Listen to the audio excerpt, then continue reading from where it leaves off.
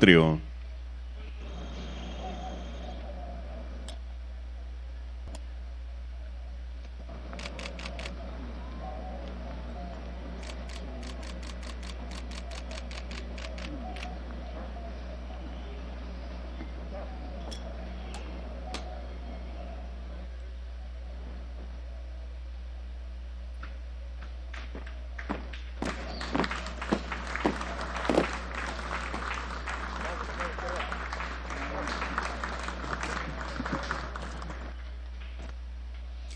Damos inicio a esta ceremonia con los honores al presidente constitucional de los Estados Unidos mexicanos y comandante supremo de las Fuerzas Armadas.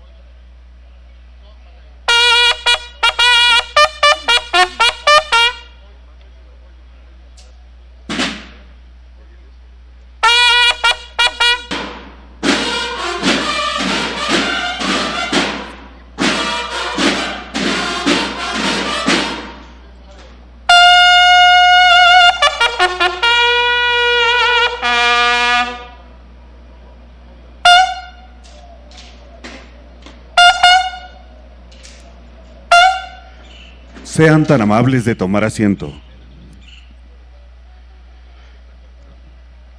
Preside esta ceremonia de petición de perdón por agravios a la comunidad china en México, el presidente constitucional de los Estados Unidos mexicanos, licenciado Andrés Manuel López Obrador.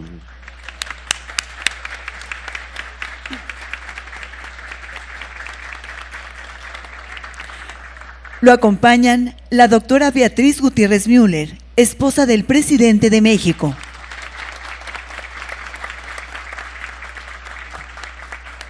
Excelentísimo señor Chu Qingqiao, embajador de la República Popular China en México.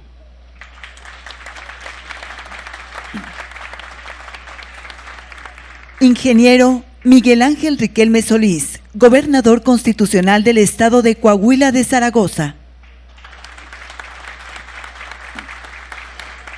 Doctor José Rosa Saizpuro Torres, gobernador constitucional del estado de Durango.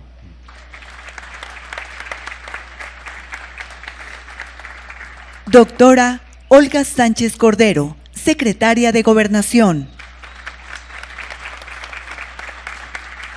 Licenciado Marcelo Ebrard Casaubón, secretario de Relaciones Exteriores. General Luis Crescencio Sandoval González, secretario de la Defensa Nacional. Almirante José Rafael Ojea Durán, secretario de Marina. Licenciada Alejandra Frausto Guerrero, secretaria de Cultura. Maestro Zoe Alejandro Robledo Aburto, presidente de la Comisión Presidencial para la Conmemoración de Hechos, Procesos y Personajes Históricos de México.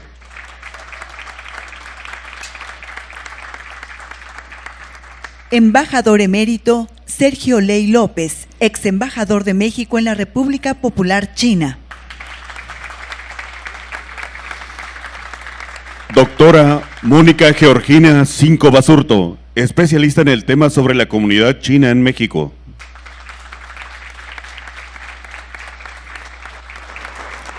Maestro Carlos Javier Castañón Cuadros, historiador y director del Archivo Municipal de Torreón, Coahuila. Y licenciado Sergio Lara Galván, presidente municipal de Torreón, Coahuila.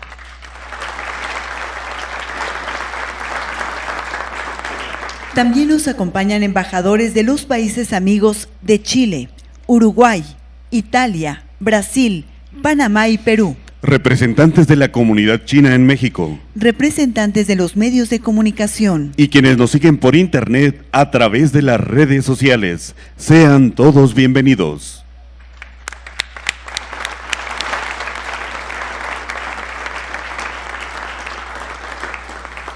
El ingeniero Miguel Ángel Riquelme Solís, gobernador constitucional del estado de Coahuila de Zaragoza, hará uso de la palabra.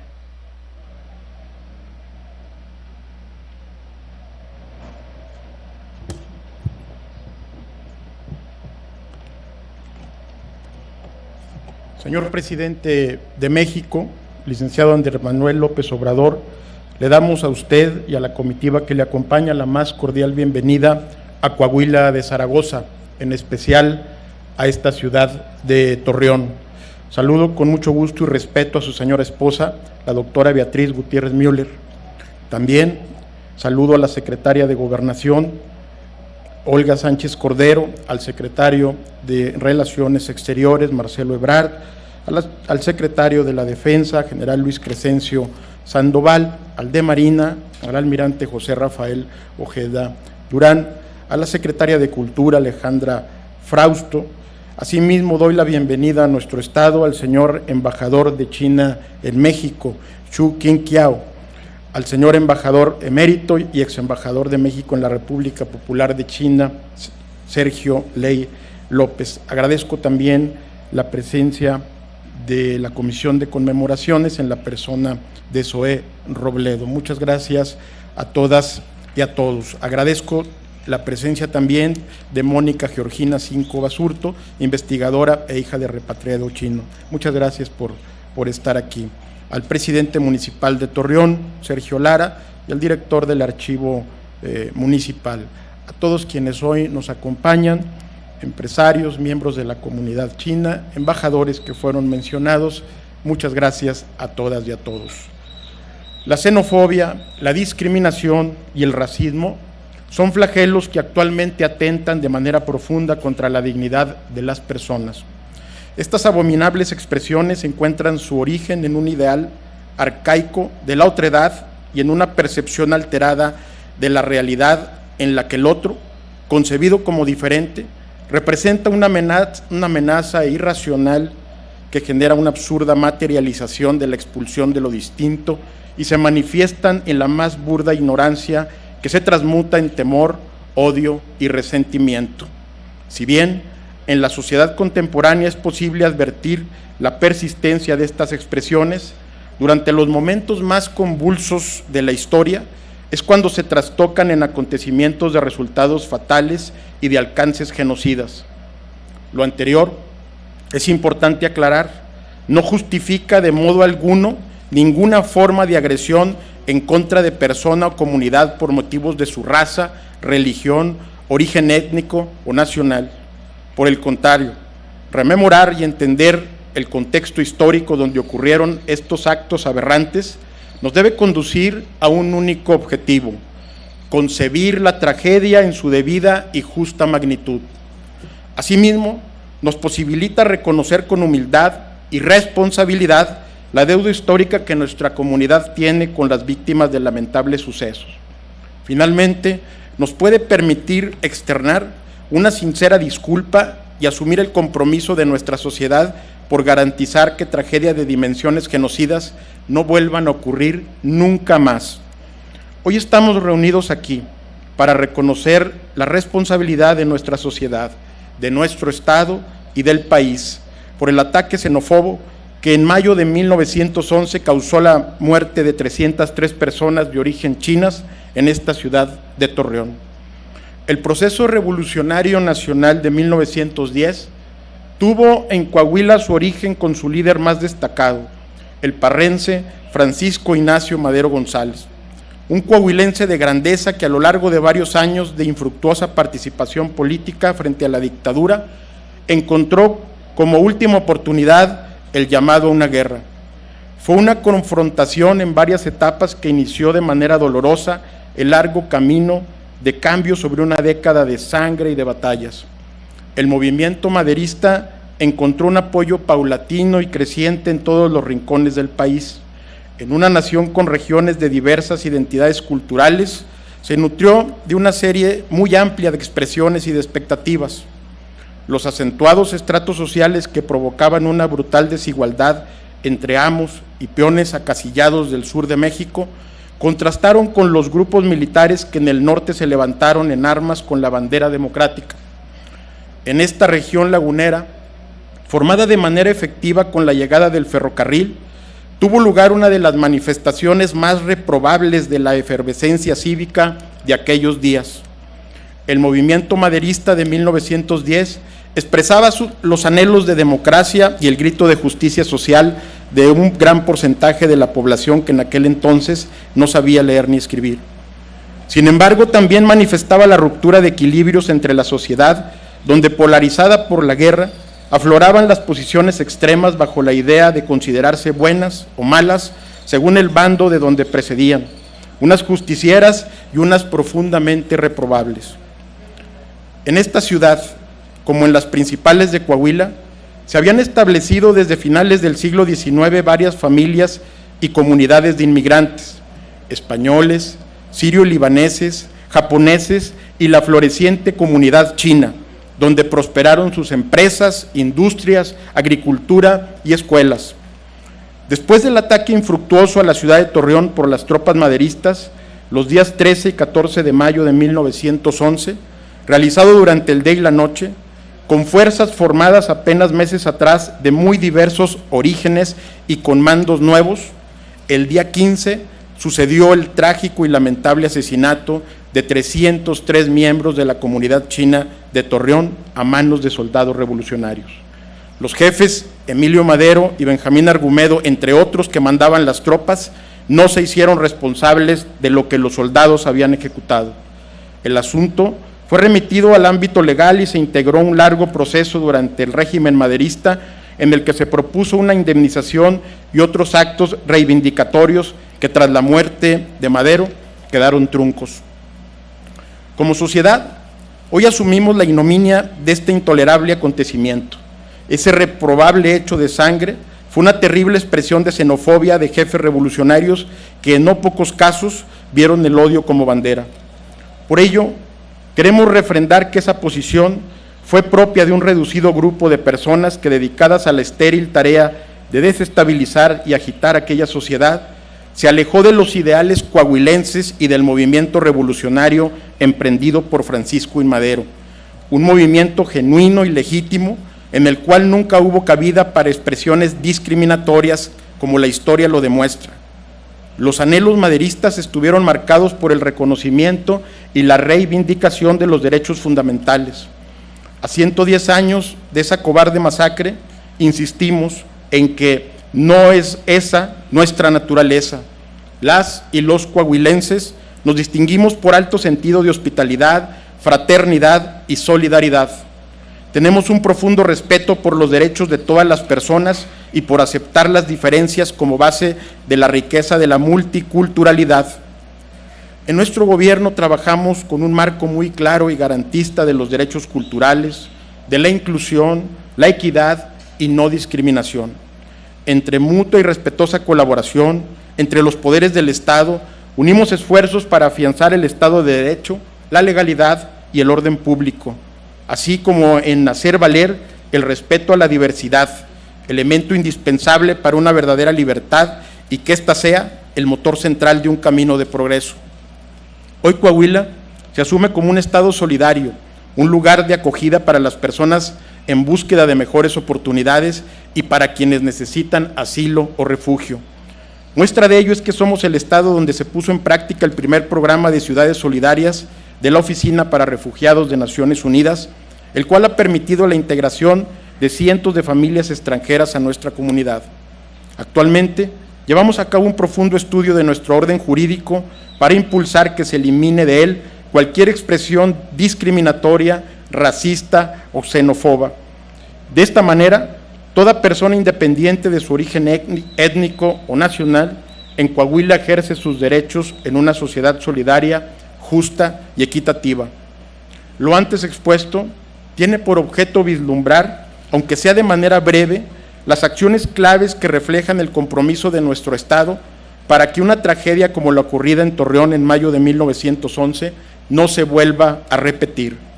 Asimismo, para insistir en el compromiso que tenemos de erradicar cualquier forma de expresión de discriminación en todo espacio público, privado, familiar, laboral, educativo o social. Hoy más que nunca debemos estar conscientes de que son factores inherentes a la globalización, la movilidad humana, la conexión y el bienestar interdependiente de las sociedades. En nuestra civilización, a diferencia de otras etapas de la humanidad, donde los muros, las fronteras y la autosuficiencia eran símbolos de poder y dominio, ahora rige la necesidad de interactuar con el mundo entero. Vivimos una época en la que somos interdependientes con el orbe y se requieren de esfuerzos conjuntos entre las naciones para avanzar hacia un futuro esperanzador y de paz. En Coahuila hemos hecho patente nuestra voluntad y disposición por entablar puentes de cooperación y hermanamiento con China y todos los pueblos del mundo. En 7 giras de promoción económica por Asia, nos sentimos muy honrados de confraternizar con este gran pueblo, en especial con Jiangsu, con quien compartimos premisas en el ámbito de cooperación internacional y de apoyo mutuo por las causas más nobles de la humanidad.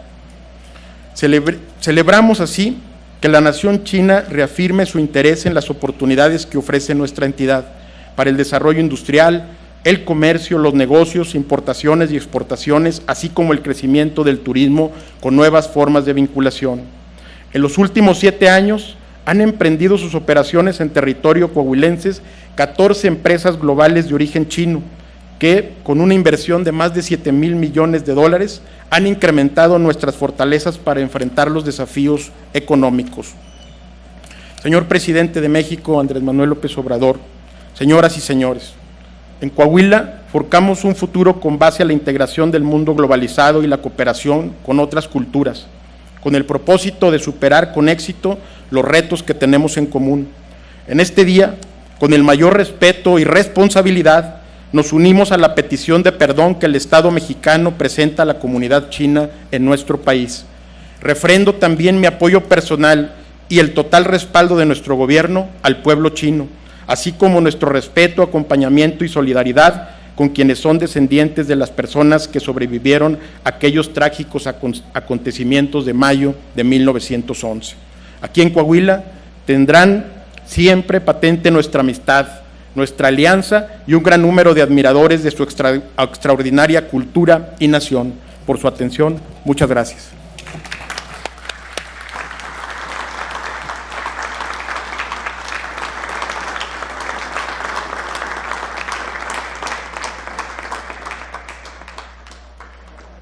Hace uso de la palabra la doctora Mónica Georgina Cinco Basurto, hija de repatriado chino y especialista en el tema sobre la comunidad china en México.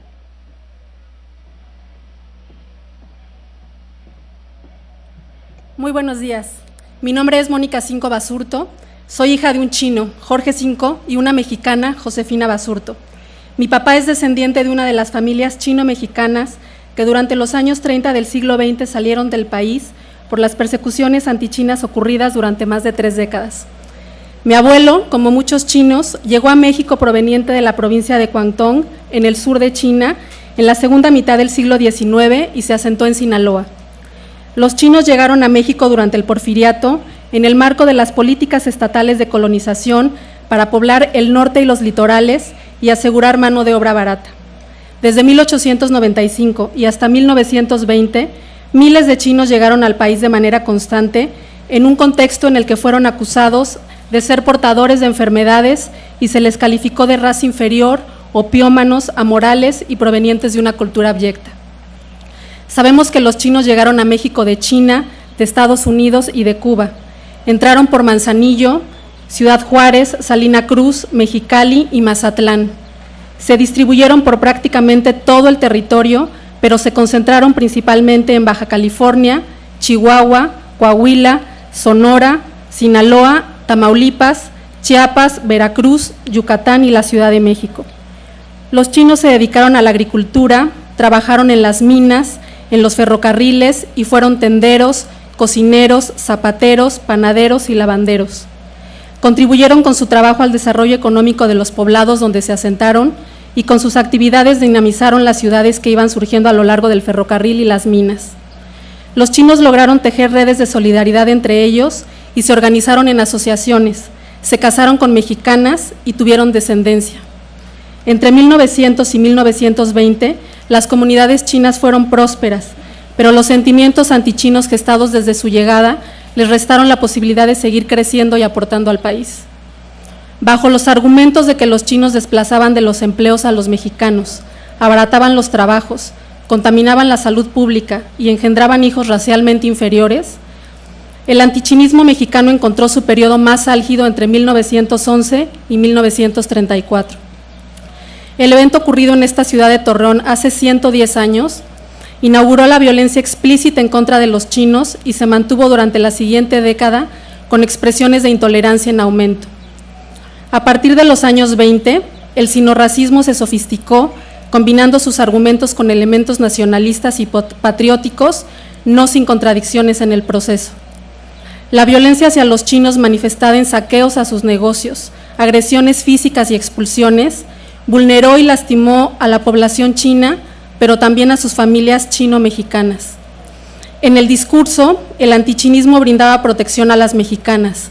En la acción, el término chinera, acuñada por los antichinos, representó una forma de señalarlas y excluirlas, al hacerlas también objeto de agresiones y expulsarlas. Entre 1930 y 1934, miles de chinos y sus esposas e hijos salieron del país expulsados o temerosos de ser objetos de violencia.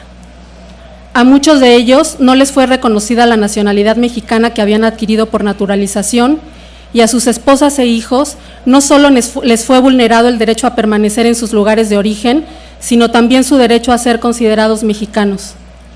Cuando mi abuela, nacida en Sinaloa, salió del país en 1932 con destino a China, su documento migratorio decía que su nacionalidad era china por matrimonio, y así ocurrió con cientos de mujeres más que no pudieron regresar por falta de documentos de identidad, por lo menos hasta 1960. 30 años se mantuvieron apátridas y sin ninguna protección del gobierno mexicano. Los años difíciles de estas familias en China y los muertos de Torreón de 1911 son un triste legado de los pasajes más oscuros de la historia del país. La indolencia e indiferencia con la que el Estado mexicano, por acción o omisión, trató a las comunidades chinas y a sus descendientes en el pasado, debería ser hoy un recordatorio y una alerta permanente de que el racismo, la discriminación, la xenofobia nos lastiman como país y no permite mirar en el otro un nosotros, no permite ver que la diversidad suma, aporta, enriquece y que México está formado también por miles de extranjeros como los chinos que siguen viéndonos como un lugar para echar raíces. México sigue siendo un país que recibe migrantes. Tenemos ante nosotros el reto y compromiso de no permitir que nunca más historias como las persecuciones antichinas se repitan.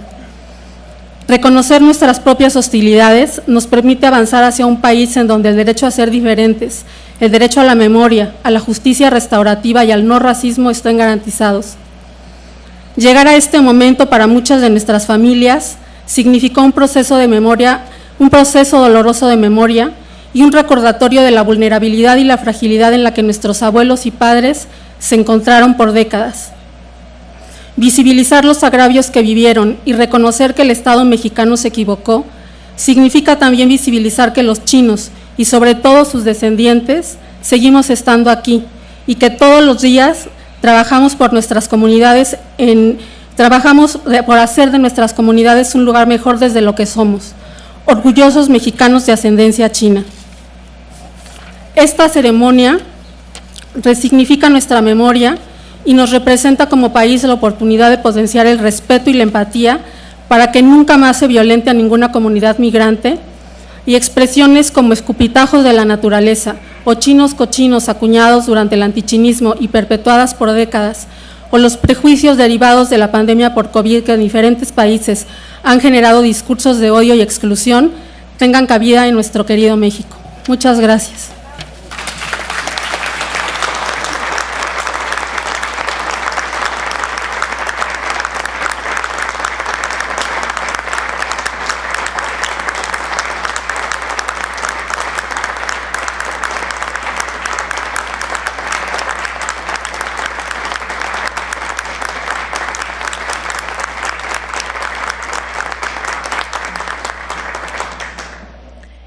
Escuchemos con atención el toque del caracol, símbolo de convocatoria a la comunidad, y posteriormente el toque de gong, para establecer un buen ánimo en todos los presentes y estar en condiciones de iniciar el acto de petición de perdón.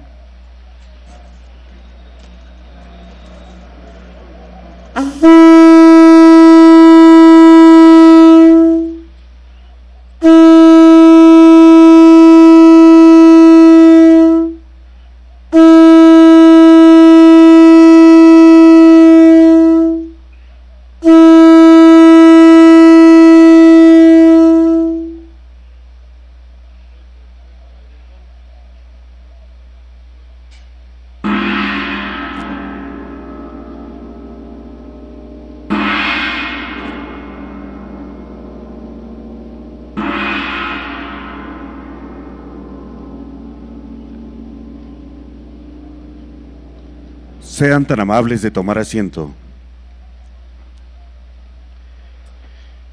El embajador emérito Sergio Ley López, ex embajador de México en República Popular China, hará uso de la palabra.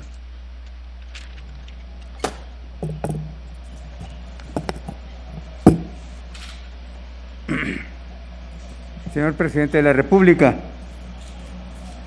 señora Beatriz Gutiérrez Müller, señor Gobernador del Estado de Coahuila, honorables miembros del Presidium, señoras y señores. Le agradezco, señor Presidente, la oportunidad que me brinda para que sea mi persona, a nombre del Gobierno mexicano, el encargado de exponer las razones y los principios que nos obligan, como una nación que se reconoce en la historia, a pedir perdón por los agravios cometidos contra la comunidad china residente en México en las primeras 3 décadas del siglo XX, muy especialmente al conmemorarse 110 años de los ataques ocurridos en esta ciudad de Torreón. La memoria histórica de una nación y de un pueblo es nuestra mejor herramienta contra el olvido. Recordar, comprender, perdonar, 3 grandes verbos de nuestra lengua que nos reúnen esta mañana. Si ha sido legítimo exigir disculpas de aquellos que nos han agredido y ultrajado en el pasado, es justo reconocer a aquellos pueblos a los que hemos ofendido e injuriado años atrás, como las comunidades mayas y yaquis o los migrantes chinos, a quienes dañamos desde una idea equivocada de nuestro nacionalismo. La historia de las relaciones entre México y la República Popular China en los últimos 50 años ya nos ha reconciliado en muchos sentidos, pero es preciso voltear la mirada y aprender las lecciones de lo ocurrido el 15 de mayo de 1911, a fin de que nunca más vuelva a repetirse. Somos en el presente 2 países que están llamados a jugar un papel determinante en la escena mundial, cuyos profundos lazos se nos presentan hoy en día como un nuevo territorio de retos y oportunidades. ¿Es acaso la complejidad y la profundidad de nuestras relaciones actuales la mayor prueba de que hemos trascendido al pasado? Hemos construido un nuevo horizonte para impulsar las relaciones entre México y China desde la amistad, el mutuo entendimiento y la cooperación. De cara a los objetivos de la Agenda 2030 para el desarrollo sostenible, México y China tenemos un horizonte abierto de coincidencias y oportunidades a partir de una serie de principios rectores que nos son afines. La paz internacional con justicia y equidad, el combate a la pobreza, el comercio justo entre las naciones, la lucha contra el cambio climático, el trato digno a los migrantes, forman parte de esa agenda bilateral en la que nos reconocemos como 2 naciones que aspiran al mismo futuro compartido. Si usted me lo permite, señor presidente, ahora hablaré con esa otra identidad que tengo, como el 5º hijo de un emigrante chino que llegó a México precisamente en 1911 en busca de nuevos horizontes y sueños de una nueva patria. Se tiene registro que entre 1902 y 1921 llegaron a México más de 50,000 nacionales chinos, en su gran mayoría de la provincia sureña de Cantón, que es de donde provenía mi padre. Conforme ahorraron y prosperaron, abrieron sus propios negocios e invirtieron en empresas de transporte colectivo como las tranvías eléctricos de Torreón, entre muchas otras actividades, hasta consolidarse como una comunidad que contribuía al desarrollo económico del país.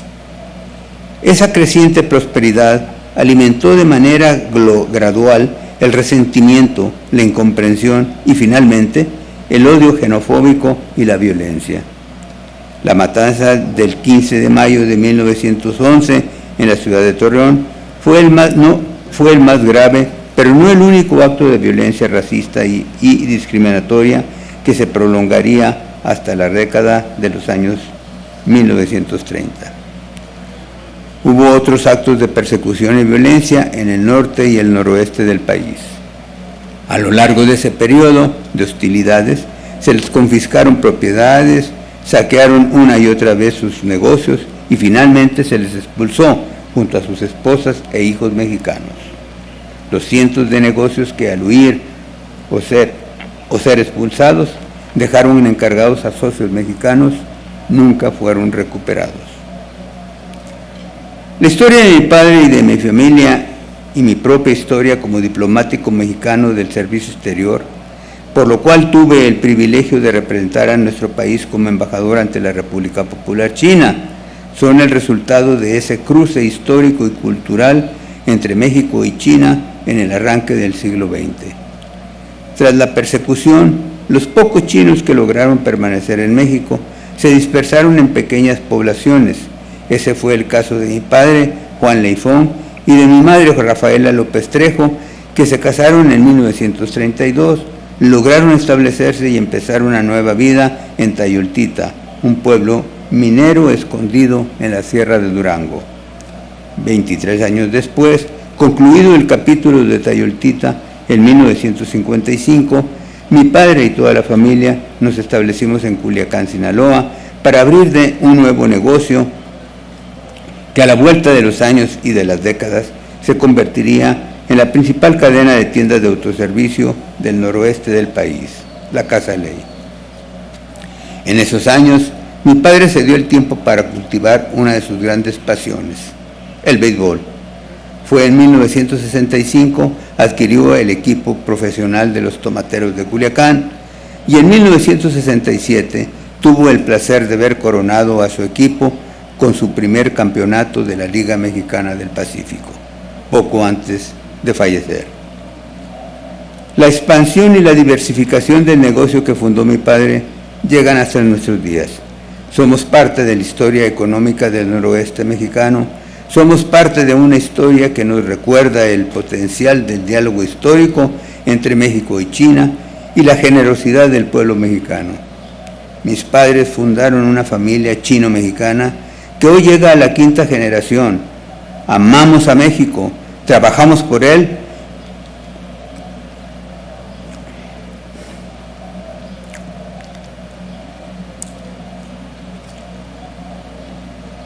nos orgullecemos de la doble herencia cultural que nos conforma. ¿Qué lecciones podemos sacar en el presente? Sabemos que la comunidad china en México es muy trabajadora y ha demostrado su gran capacidad para ahorrar, acumular capital e invertir de nuevo, que este y no otro es el auténtico camino de la prosperidad. Esa comunidad ha creado empresas, generado empleos y contribuido al desarrollo de México. Puede ser un puente para incrementar aún más nuestras relaciones económicas con China y atraer la inversión que permita generar nuevas fuentes de trabajo. Reconstruir nuestros vínculos centenarios con el mundo asiático que se rompieron a principios del siglo pasado es una tarea y un compromiso de nuestro presente, el rostro activo del perdón. China es hoy una gran potencia y es nuestro segundo socio comercial en el mundo, un indicador estratégico a la hora de imaginar un nuevo y diversificado horizonte de oportunidades para nuestro país.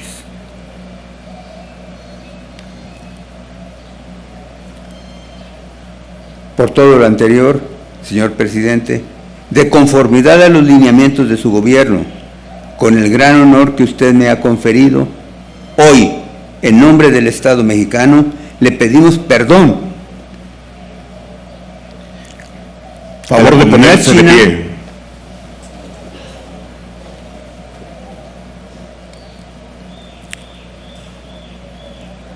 Hoy, en nombre del Estado mexicano, le pedimos perdón a la comunidad china en México por los agravios cometidos en su contra a lo largo de nuestra historia.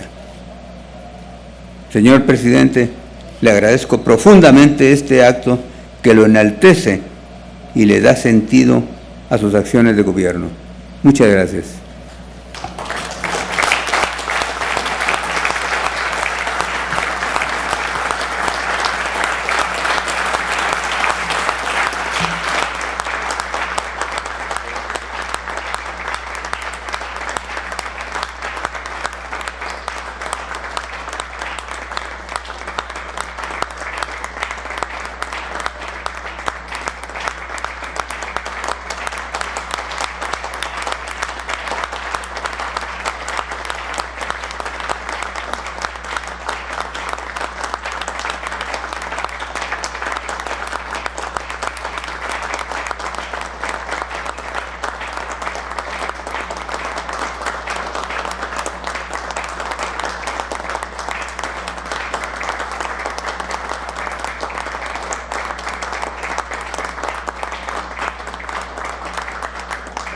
Sean tan amables de tomar asiento.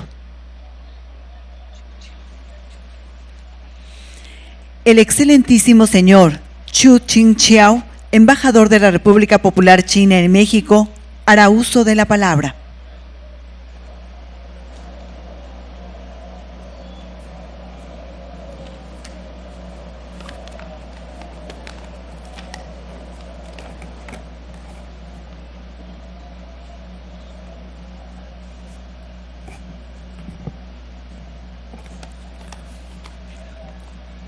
Excelentíssimo Senhor Presidente Andrés Manuel López Obrador e distinguida Senhora Beatriz Gutierrez Müller, estimado Governador de Coahuila Miguel Ángel Riquelme, estimados funcionários públicos mexicanos, representantes de los tres poderes, excelentíssimo Embajador Sergio Ley,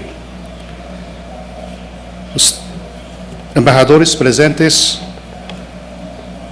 representantes de la comunidad china en México, señores, amigos todos, buenos días.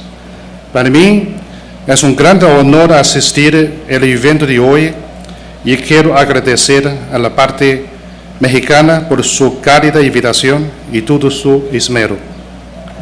Vale recordar que hace 4 siglos los barcos mercantes orientales cruzando el inmenso océano llegaron a México y trajeron té, seda y porcelana de China.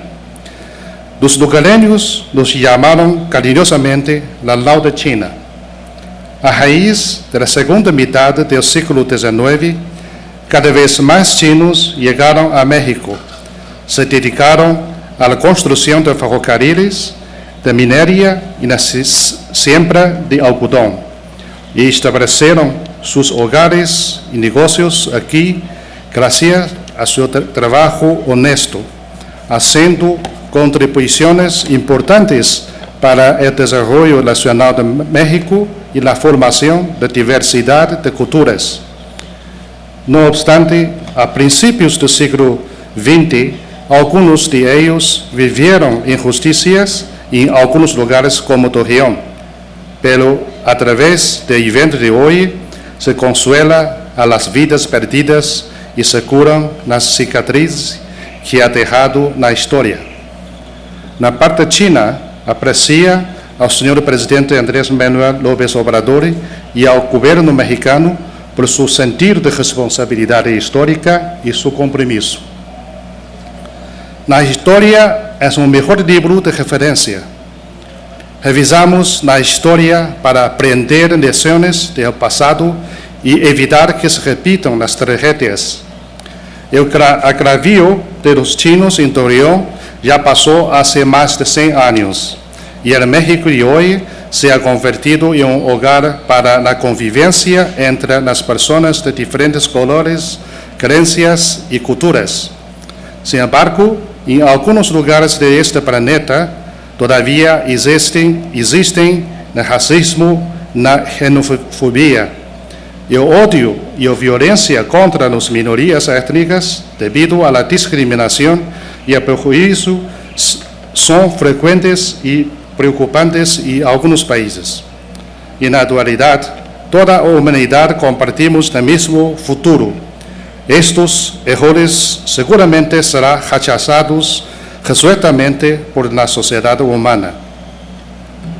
Revisamos la historia para apreciar más la amistad China-México.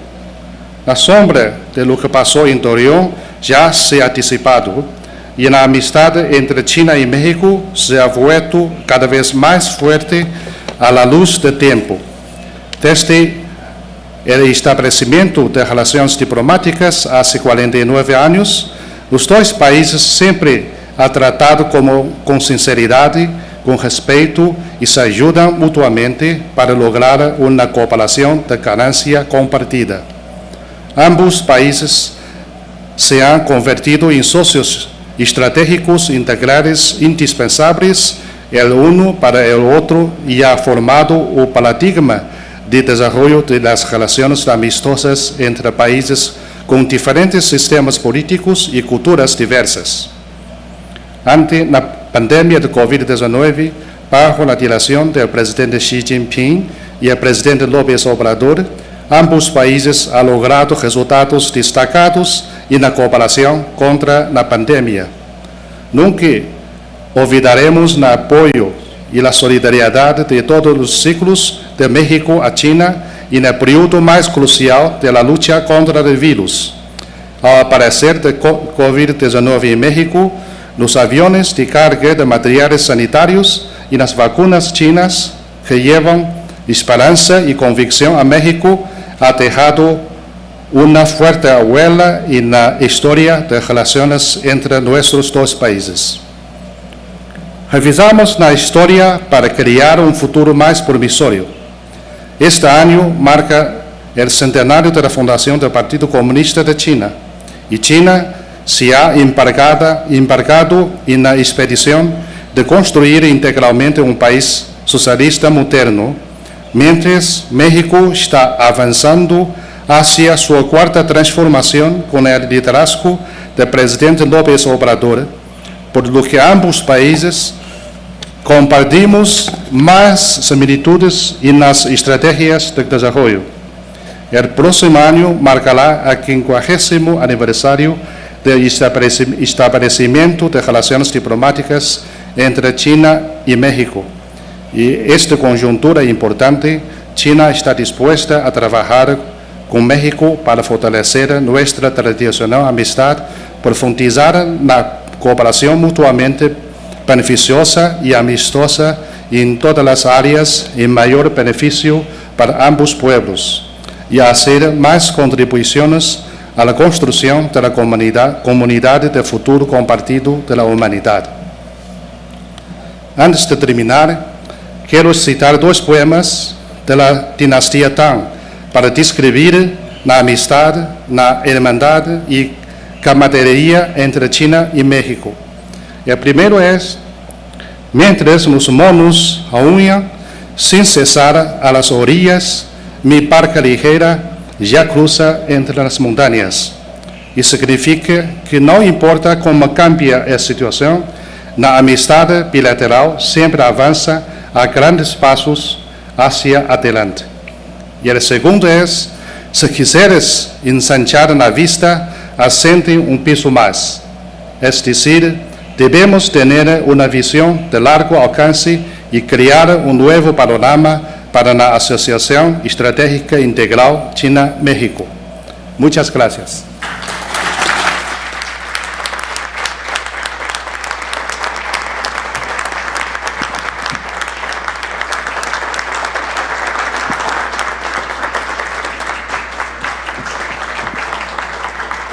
El presidente de México hará entrega del Árbol de la Vida al embajador de la República Popular China.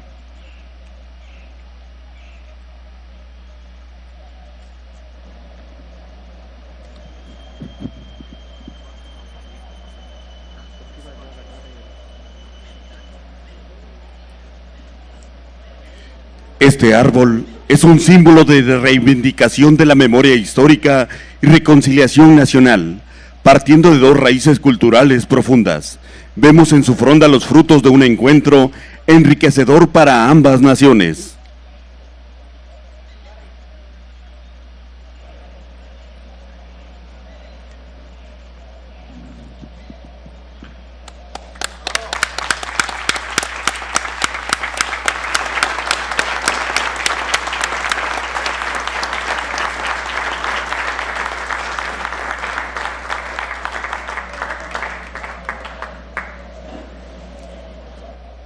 Escuchemos el mensaje que dirige el licenciado Andrés Manuel López Obrador, presidente de los Estados Unidos Mexicanos.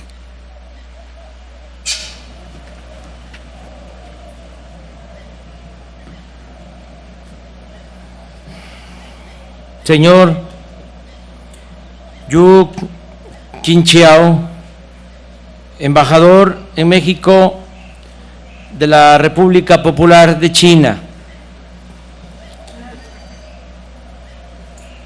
Miguel Riquelme Solís, gobernador del estado de Coahuila, autoridades civiles militares, diplomáticos, amigas, amigos. Como sucede en todo el mundo, la historia de los pueblos registra tiempos de esplendor y grandeza, así como momentos de oscuridad y vergüenza. Así ha sido la vida pública de Torreón y de la comarca lagunera. La joven ciudad, desde su nacimiento, contó con prosperidad y fortuna. Sus fundadores fueron gente de lucha en el más amplio sentido de la palabra, merecedores del lema del estado de Coahuila, según el cual el trabajo lo vence todo. Antes de la llegada del ferrocarril, ya la región producía alimentos para sostener a la población dedicada a la minería. El cultivo de la vid permitió producir el mejor vino de México. Con el tendido de las vías férreas, 1888, Torreón experimentó un desarrollo rápido y espectacular. De ser una hacienda con poca población, se convirtió de la noche a la mañana en una importante ciudad y en un centro estratégico de actividades productivas. Su población pasó de 225 habitantes en 1868 a 40,000 en 1910.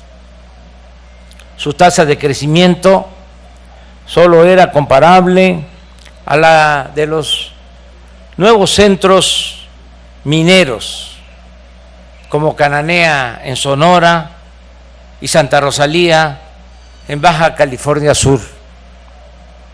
El ferrocarril permitió detonar el cultivo del algodón, el llamado oro blanco, en cuyo cultivo, al igual que en el sur de Estados Unidos, se recurrió a esclavos afroamericanos de ese país. Está documentado que en 1895 en Tlahualilo trabajaron en la pizca del algodón 700 jornaleros migrantes traídos de Alabama. El auge minero, agrícola e industrial trajo aparejado el desarrollo comercial y financiero de la laguna. En 1901 había 9 bancos en Torreón y desde 1900 existían 12 industrias importantes, entre las que se contaban una fábrica de jabón, otra de hilados y tejidos, una fundidora, una cervecera, una ladrillera, una fábrica de muebles y otra de refrescos y dulces.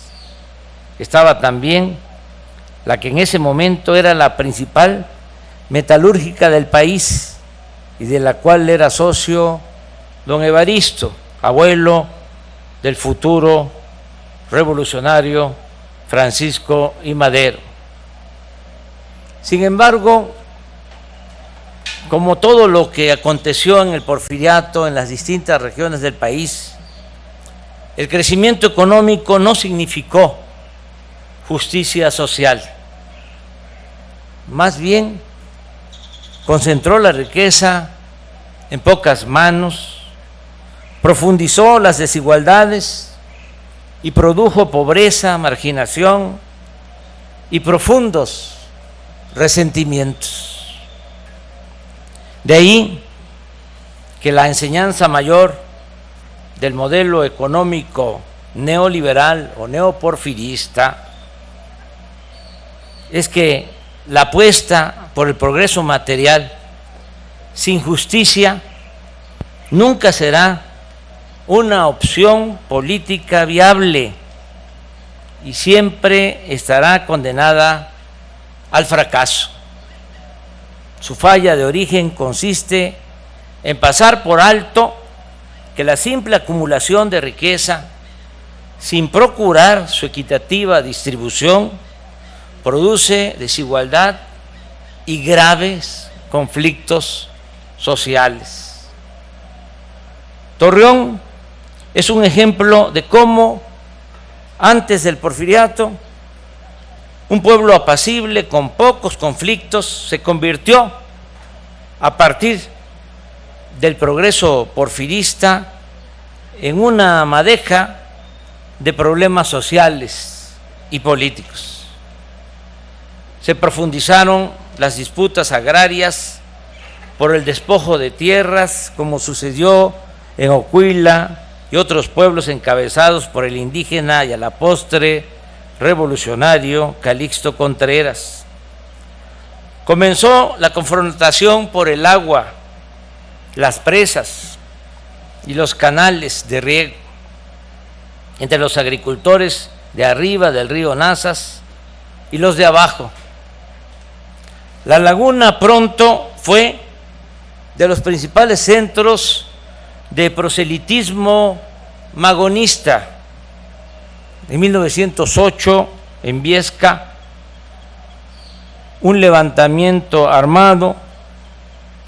se produjo un levantamiento armado en contra de Porfirio Díaz y a consecuencia de esa insurrección fueron aprehendidos y llevados a la terrible cárcel de San Juan de Ulúa, Veracruz, los cabecillas, como se llamaba antes a los líderes de la oposición.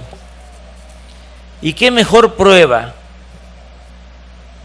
puede haber del carácter indomable del lagunero si en San Pedro de las Colonias el presidente Madero, nativo de aquí cerca de Parras, apóstol de la democracia, empezó su lucha revolucionaria en 1904, apoyando con dinero a los magonistas y oponiéndose en 1905 a la reelección del gobernador de Coahuila, Miguel Cárdenas, lo que más tarde haría en contra del mismo dictador Porfirio Díaz.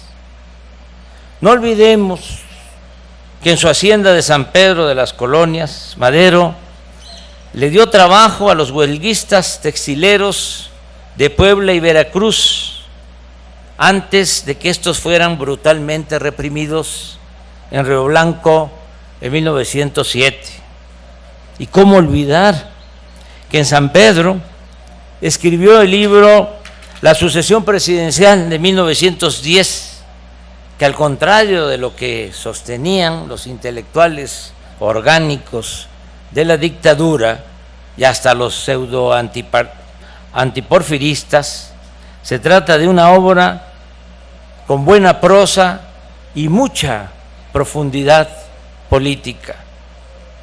Pues bien, en medio de esta efervescente realidad marcada por la polarización clasista y racista, tuvo lugar el llamado pequeño exterminio que causó la muerte a 303 chino-mexicanos de Torreón en los aciagos días del 13, 14 y 15 de mayo de 1911.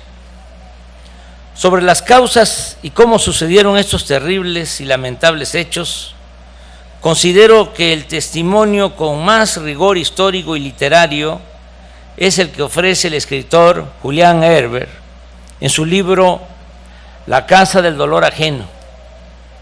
Allí se narra que luego de una de tantas crisis en China de la época, muchos de sus habitantes se vieron obligados a emigrar, primero a Estados Unidos, atraídos por la fiebre del oro en California y por la construcción del ferrocarril. Luego que se les impidió el ingreso a ese país, a Estados Unidos, buscaron trabajo y refugio en otras partes del mundo, incluido México. El racismo que han padecido por siglos los habitantes de China es igual o peor que el que han sufrido indígenas, mexicanos o africanos.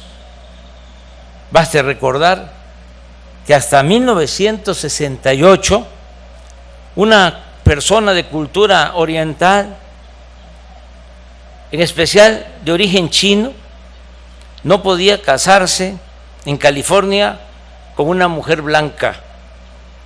Y por mujer blanca, la ley entendía mujer occidental. Lo irónico es que exclusivamente frente a los chinos, este vago concepto consideraba mujeres blancas, afroamericanas, a indias y a mestizas. La discriminación se sustentaba en lo más vil y ofensivo. Se repetía que los chinos eran sucios, incultos, arrogantes, individualistas y que carecían hasta de sentido del humor. Y estas estupideces se trasladaron a México, donde a la exclusión y al maltrato se le añadió el exterminio. Da tristeza que incluso en el mejor plan que se ha escrito en México, el plan liberal de 1906 de los magonistas, existe un párrafo vergonzoso que mancha la memoria, la congruencia y la honestidad de estos dirigentes.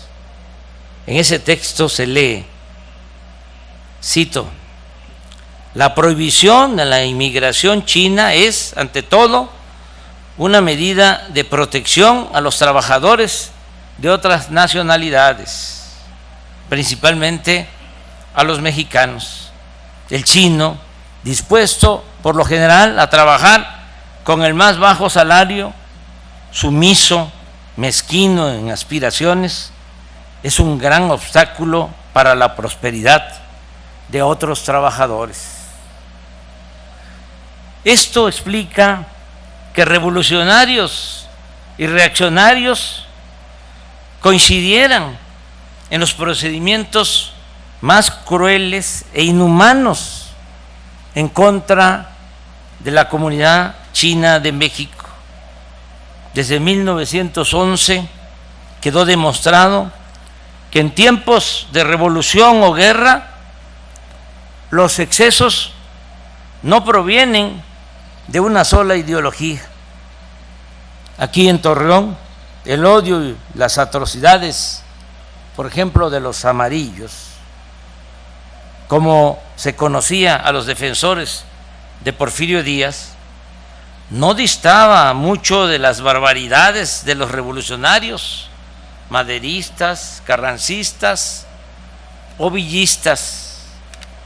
Herbert, citando al novelista Francisco de Urquizo, afirma que los amarillos de la Laguna eran un cuerpo de rurales integrado por capataces y guardias blancas de hacendados, cuyo odio a los revolucionarios rebasaba el encono del Ejército Federal. No solo enfrentaron al enemigo, sino que lo cazaban, lo arrastraban a cabeza de silla entre nopaleras, le pegaban decenas de tiros, incluso estando muerto. Lo desmembraban, lo colgaban en los postes del telégrafo junto a las vías del tren para que aprendiera a respetar. Agregaría que este escuadrón de la muerte era igual de terrible y aplicaba prácticas parecidas a las atribuidas al Centauro del Norte y a sus dorados.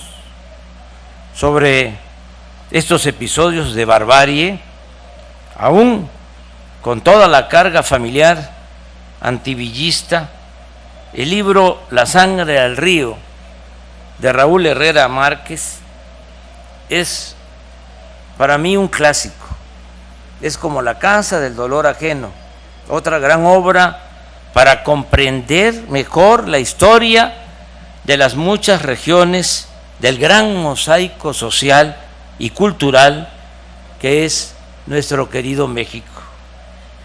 La lección que nos dejan estas historias es que la violencia y la guerra deben evitarse por todos los medios, por sus terribles locuras y por ocasionar las mayores desgracias a los seres humanos.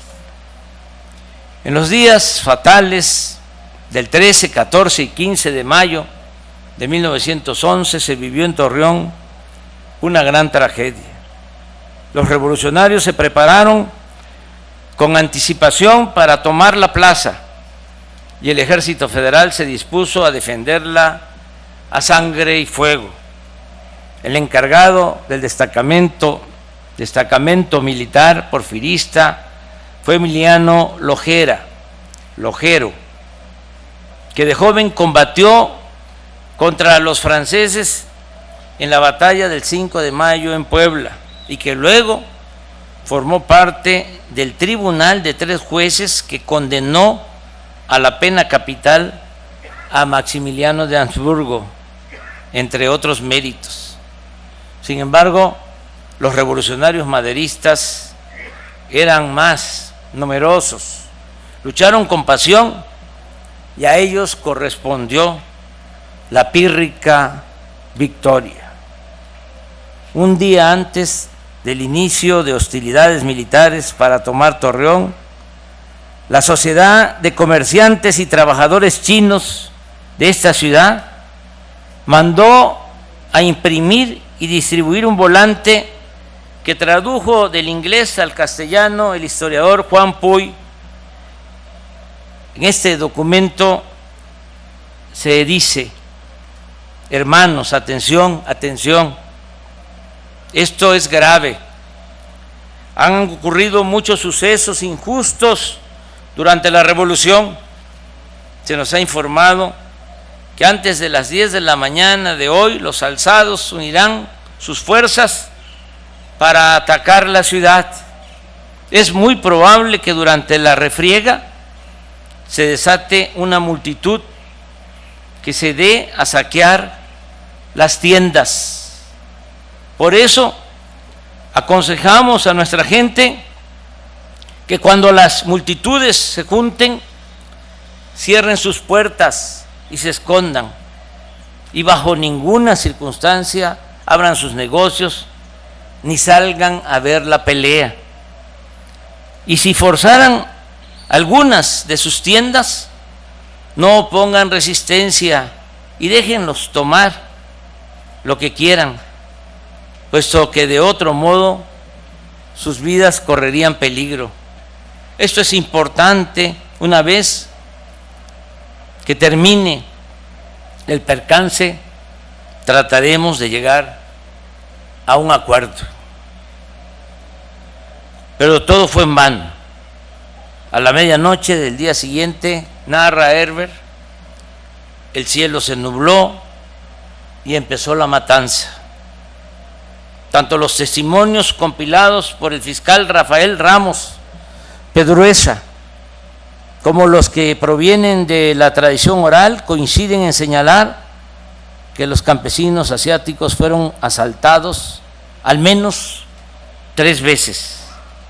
Llegaba una cuadrilla revolucionaria de Lerdo y les quitaba legumbres y herramientas. Luego otra de Gómez Palacio y los despojaba de ropas y centavos.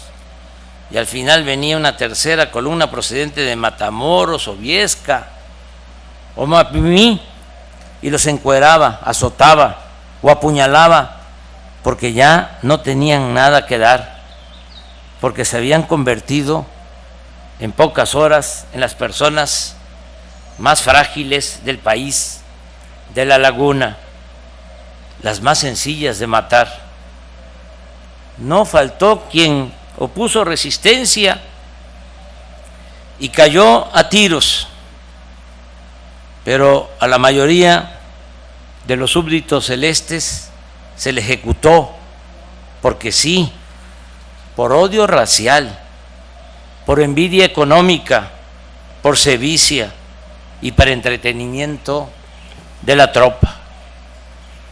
Varias decenas murieron esa noche. Sus cadáveres quedaron tendidos entre los surcos, agrupados en los graneros, descalzos a las puertas de sus cuartos de adobe.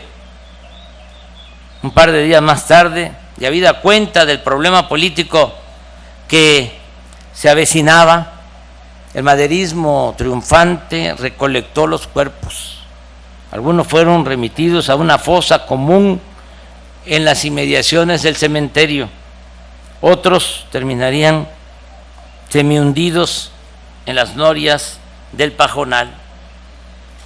El genocidio costó la vida, como ya lo hemos dicho, a 303 personas de origen chino y a 5 de ascendencia japonesa. El resultado de la investigación limitó el castigo básicamente al fusilamiento de Benjamín Argumedo, quien esgrimió ante el juez la mentira de que al recibir, entre comillas, un nutrido tiroteo, ordenó a la tropa: maten a los chinos. Sin embargo, los más destacados jefes revolucionarios que participaron en la toma de Torreón ni siquiera fueron investigados. Aclaro que en esta deleznable masacre no participó, como algunos siguen pensando, Francisco Villa. Debe recordarse que en ese tiempo el Centauro del Norte estaba en Ciudad Juárez, donde con Pascual Orozco ayudó a Francisco I. Madero a obtener el triunfo en esa batalla contra el Ejército Federal, decisiva para lograr la renuncia y el exilio a Francia del anciano dictador Porfirio Díaz. También debo decir, con pesar, con tristeza, que luego del llamado pequeño genocidio, para robarles y por racismo se continuó persiguiendo y asesinando impunemente a miembros de la comunidad china en México. Después de la matanza de Torreón de 1911, lo que emergió no fue arrepentimiento, ni siquiera autocrítica, sino un permiso simbólico de transgresión. Cualquier vejación contra los cantonenses tenía un antecedente histórico que no solo justificaba, sino que exculpaba la nueva atrocidad. Es comprobable que en Sonora, a partir de 1916, se constituyeron clubes antichinos. Las autoridades locales primero los confinaron en barrios, en guetos.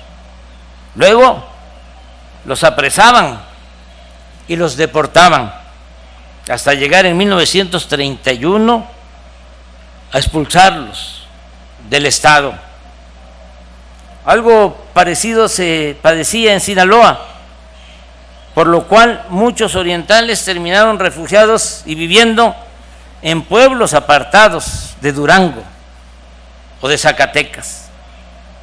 La campaña propagandística antichina consistía en acusarlos de haberse apropiado de las fuentes de trabajo y de tener comercios, lavanderías, panaderías antihigiénicas, que propiciaban enfermedades y epidemias.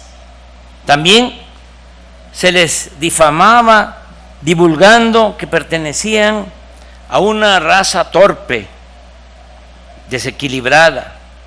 En Sonora y Sinaloa se les obligaba a quitarse el nombre oriental y a llamarse Pedro, Juan o Manuel.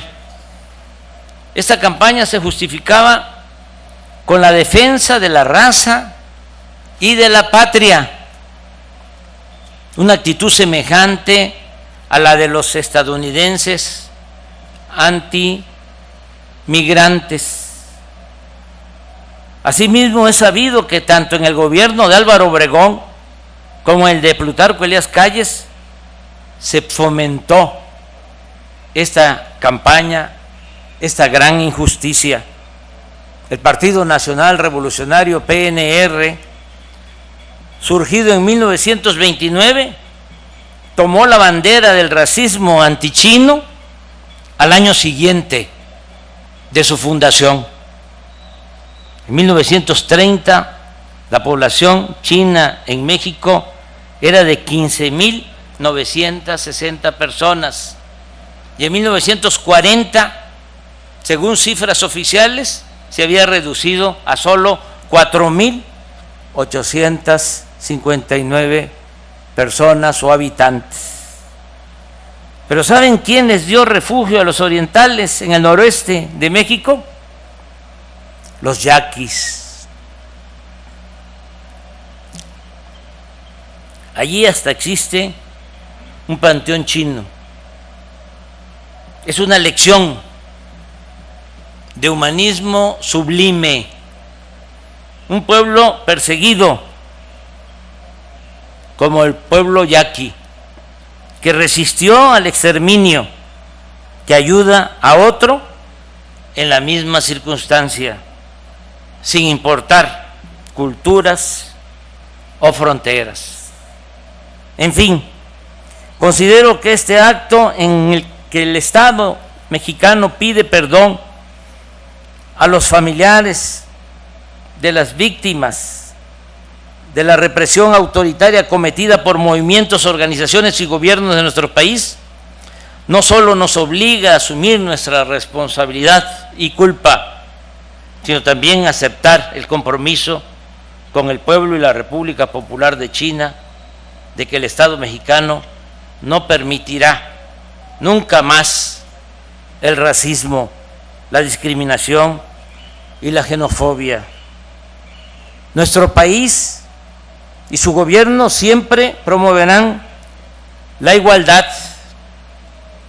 la diversidad cultural, la no violencia y la fraternidad universal.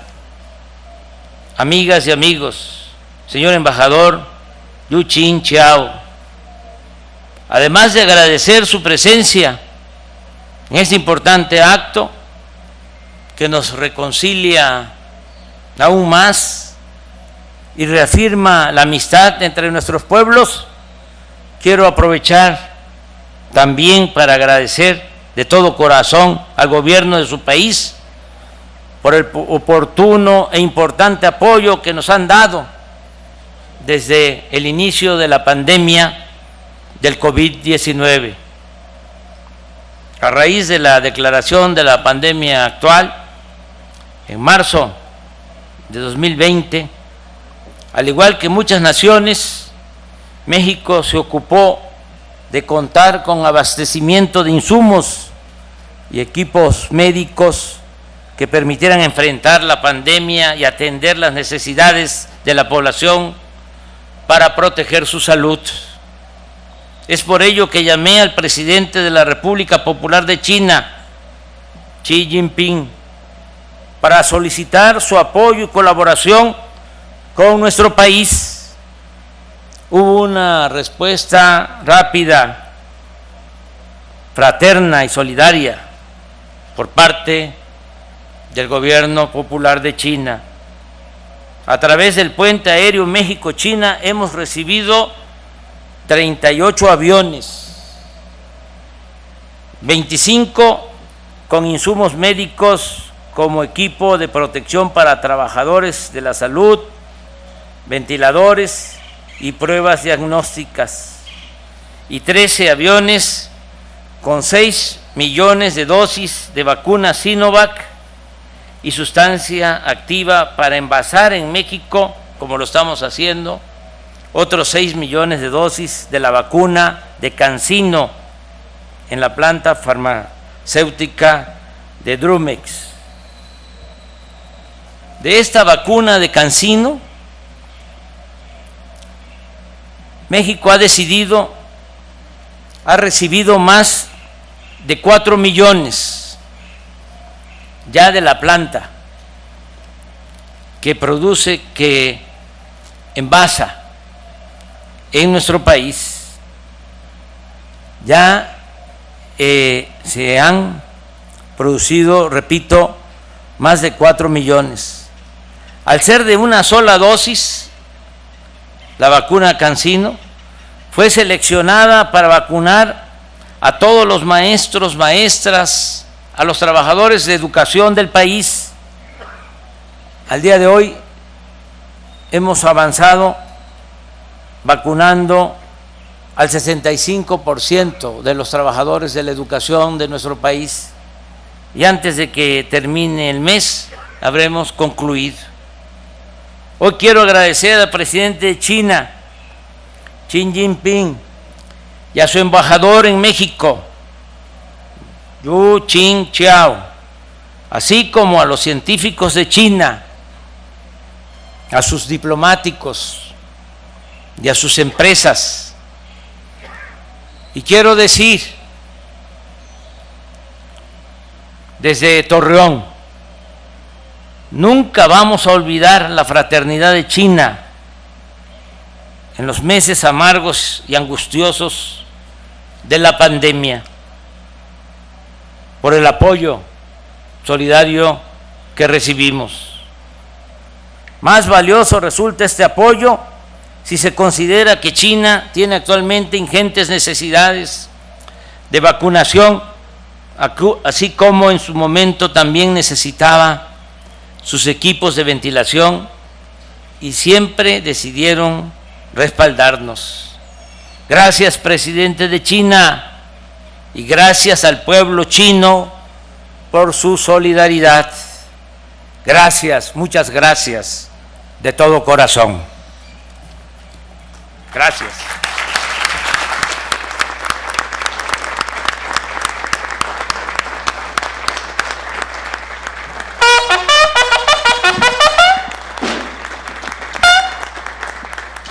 Favor de ponerse de pie.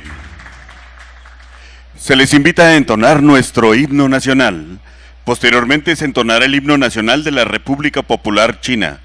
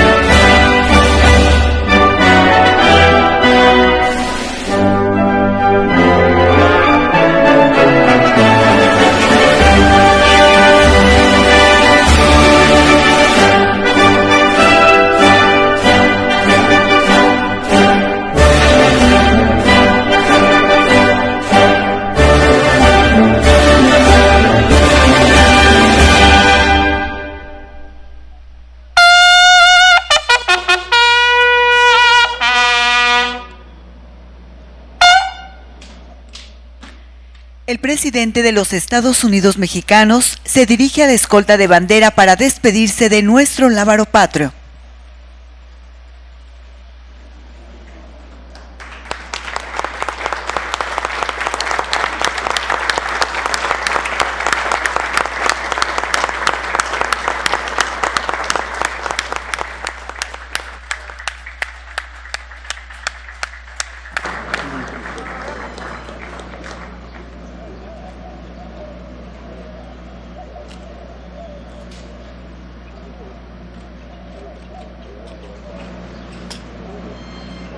Se agradece la presencia del presidente de México y su esposa, del embajador de la República Popular China, así como de los funcionarios que los acompañaron. Que tengan todos un excelente día.